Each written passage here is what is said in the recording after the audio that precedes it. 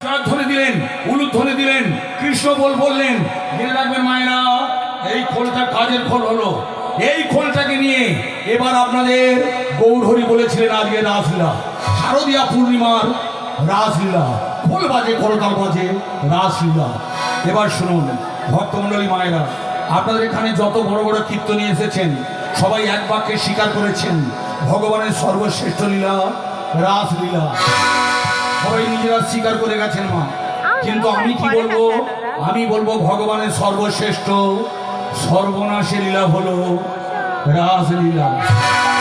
সবাই বলছে সর্বশ্রেষ্ঠ লীলা, আর আমি বলছি সর্বনাশী লীলা। কেন বললাম এবার শুনুন। যদি কোনো বিয়ে বাড়িতে যান, অনুষ্ঠান বাড়িতে যান, প্রথমে খেতে বসবেন, শুক্তো দিয়ে শুরু করবেন। ও দিদি, যখন দেখবেন দই মিষ্টি পড়ে গেছে, দিদি গো এবার আচাতে হবে গো, বোঝা গেল? রাসলীলা হয়ে যাচ্ছে মানে। আমার ভক্তমণ্ডলী মায়েরা হোয়াটসঅ্যাপে মেসেজ গিয়েছিল, তুমি আমাদের পাড়ায় আসছো, তৈরি হয়ে এসো। এবার বুঝতে পারছেন ওদের কতদিনের চিন্তা। এবার বুঝতে পারছেন ওরা কত বড় দায়িত্ব নিয়ে এই পুজোটা, হরিবাসরটা চালাচ্ছেন।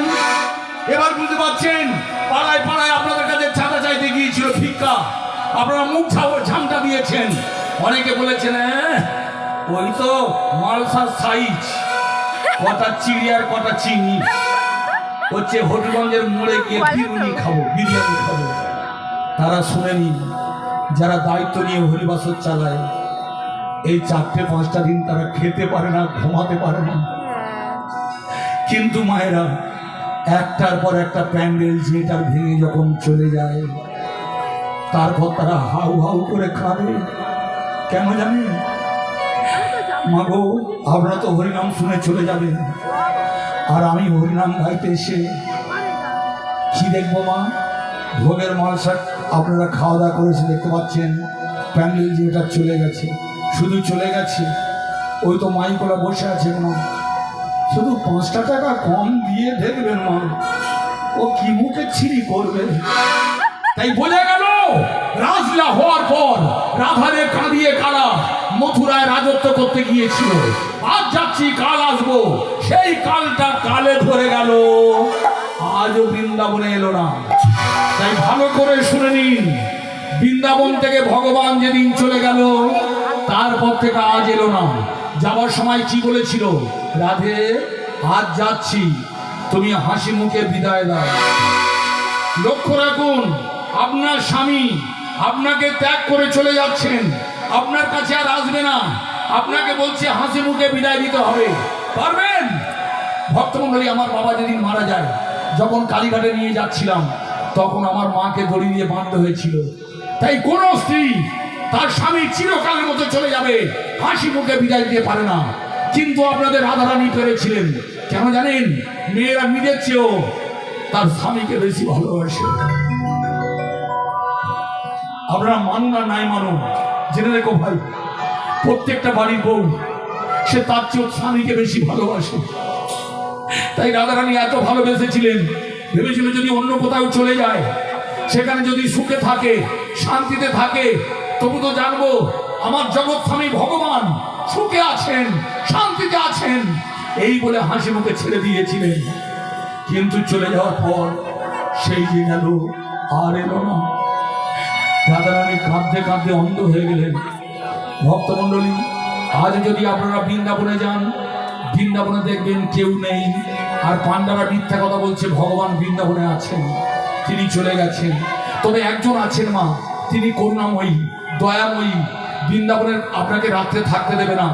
তবু দ্বাদশ বন বৃন্দাবন, যে কোনো গাছের গোড়ায় চুপটি করে ঘাপটি মেরে যদি লুকিয়ে থাকতে পারেন, দেখবেন তাদের বাড়ির একটা বড় বউ বড় করে ঘন্টা দিয়ে কাঁচা সোনার মতো, চাপা ফুলের মতো, কাঁদতে কাঁদতে অন্ধ হয়ে গেছে।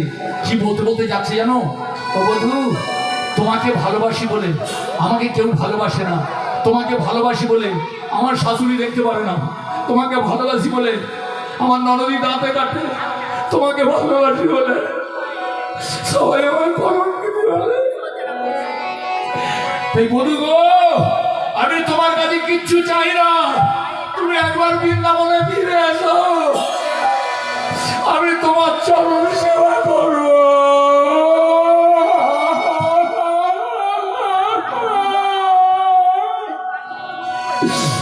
বধূ গো,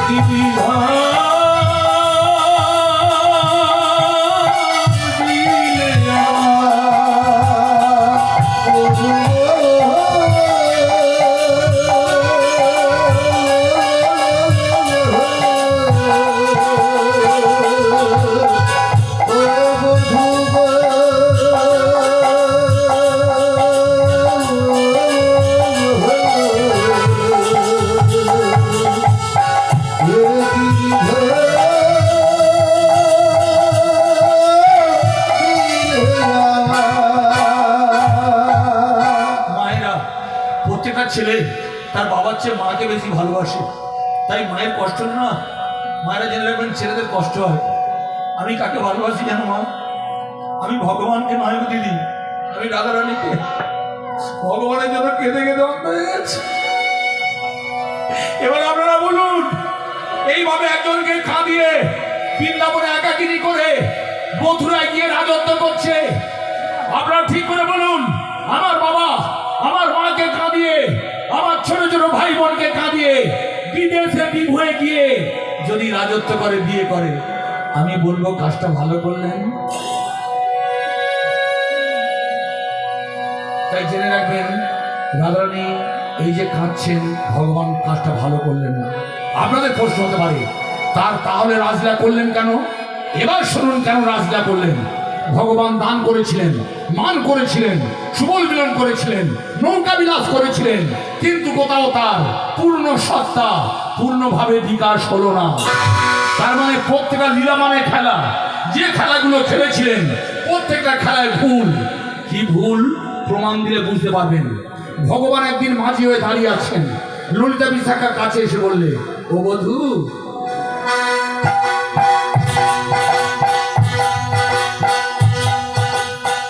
ভগবান কাছে এসে বললে, বলো ললিতা ডাকছো কেন? এমনি এমনি ডাকিনি, আমরা ক্ষীরসর নগরী তৈরি করেছি, মথুরায় বিক্রি করতে যাব, তুমি আমাদের যমুনা নদী পার করিয়ে দেবে? সঙ্গে সঙ্গে ভগবান বললে, নিশ্চয়ই পার করিয়ে দেব, তবে একটা শর্ত, সব সখীরে পার করিয়ে দেব আনা।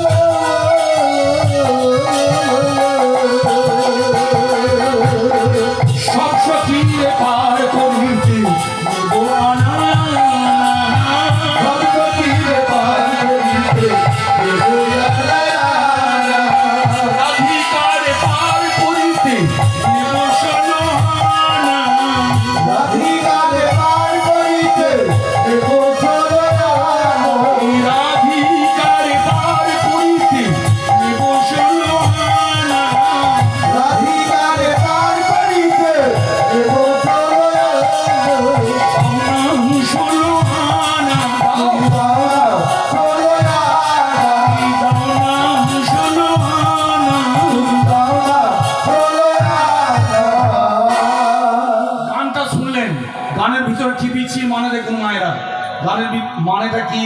মগজ 16 আনা দিলে তবে